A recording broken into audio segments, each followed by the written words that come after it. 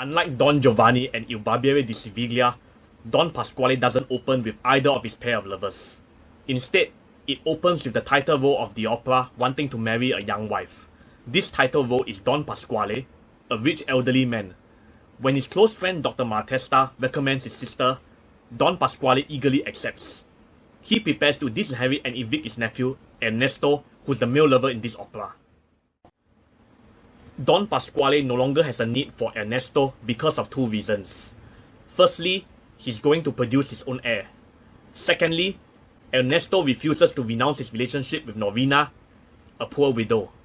Norina is the female lover in this opera.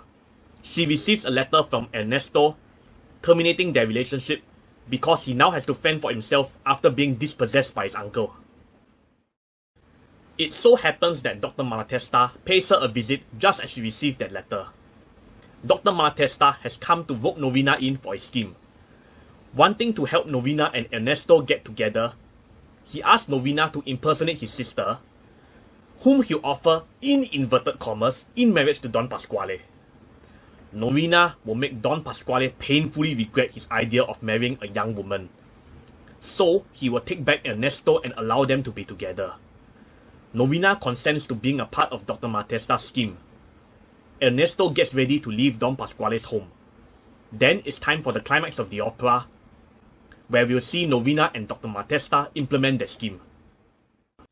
During the climax of the opera, Dr. Malatesta brings Norina, who's disguised herself as his sister, Sophonia, to meet Don Pasquale.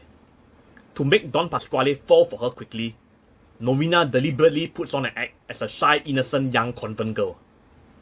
Don Pasquale falls headlong into a trap right away. Seeing that Don Pasquale has swallowed the bait, Dr. Malatesta organizes the sham wedding ceremony between Don Pasquale and Norina.